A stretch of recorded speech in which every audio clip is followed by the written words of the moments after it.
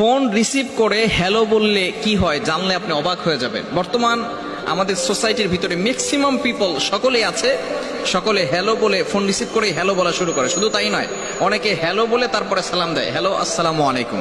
খবরদার, এই ভুলটি করা যাবে না। বিশেষ করে এই হ্যালো একটা যে শব্দ, সেখানের মূল একটা অর্থ রয়েছে হেল। হেল মানে কিন্তু জাহান্নাম, এটা কিন্তু দোজক। বিশেষ করে আরবের অধিকাংশ মুফতি যারা রয়েছে, গ্রান্ড মুফতি যারা রয়েছে, তারা বলছেন যে শুরুতে এই শব্দটা ব্যবহার করা যাবে না, শুরুতে কিন্তু সালাম দিয়ে কথা বলতে হবে। কারণ নবীজি সাল্লাল্লাহু আলাইহি ওয়াসাল্লাম নিজে জানিয়ে দিয়েছেন, আসসালামু ক্বাবলাল কালাম, কথা বলার পূর্বেই সালাম দিতে হবে। সালামই হচ্ছে একটা ইসলামের, মুসলমানদের সর্বপ্রথম কথাই হচ্ছে সালাম। সালামের অর্থ হচ্ছে শান্তি বর্ষিত হোক। আপনি আসসালামু আলাইকুম বলবেন যে আপনার উপর শান্তি বর্ষিত হোক। এরপরে সালাম একটু বৃদ্ধিও করা যায়, আসসালামু আলাইকুম ওয়া রাহমাতুল্লাহি ওয়া বারাকাতুহু। আপনি আসসালামু আলাইকুম এতটুকু বললেও হবে, আসসালামু আলাইকুম ওয়া রাহমাতুল্লাহ এতটুকু বললেও হবে, আসসালামু আলাইকুম ওয়া রাহমাতুল্লাহি ওয়া বারাকাতুহু এতটুকু বললেও হবে। অনেক সময় আমরা উত্তর দিতে একটু ভুল করে থাকি। আসসালামু আলাইকুম যদি কেউ বলে তাহলে তাকে একটু বাড়িয়ে বলতে হবে, ওয়ালাইকুম আসসালাম ওয়া রাহমাতুল্লাহ। এটা হচ্ছে সুন্নাহ পদ্ধতি। যদি কেউ আসসালামু আলাইকুম ওয়া রাহমাতুল্লাহ বলে তাহলে তাকে তিনটা শব্দ বলতে হবে, ওয়ালাইকুম আসসালাম ওয়া রাহমাতুল্লাহি ওয়া বারাকাতুহু।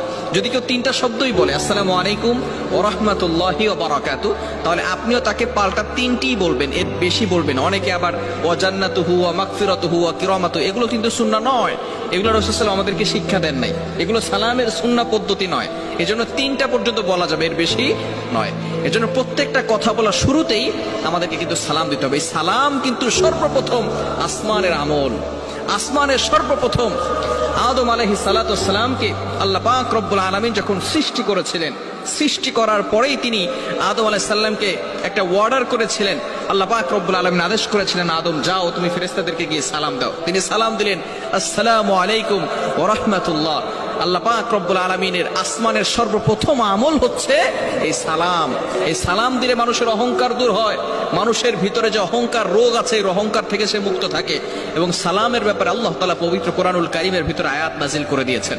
আপনি পবিত্র কোরআনুল কারীম খুলেন, 18 নম্বর পারা 17 নম্বর পৃষ্ঠার 13, 14, 15 নম্বর লাইনগুলোতে সূরাতুন নূরের 61, 61 নম্বর আয়াতে রব্বুল আলামিন বলেন, ফাইদা দাখালতুম বুয়ুতান ফাসাল্লিমু আলা আনফুসিকুম তাহিয়াতাম মিন ইনদিল্লাহ। আল্লাহ পাক রব্বুল আলামিন জানিয়ে দিয়েছেন, যদি কোনো ব্যক্তি ঘরে ঢোকার সময় সালাম দেয়, আল্লাহ পাক রব্বুল আলামিন ওই ঘরের ভিতরে বরকত নাজিল করে দেন, ওই ঘরের ভিতরে আল্লাহ পাক রব্বুল আলামিন শান্তির ব্যবস্থা করে দেন। আমরা অনেকেই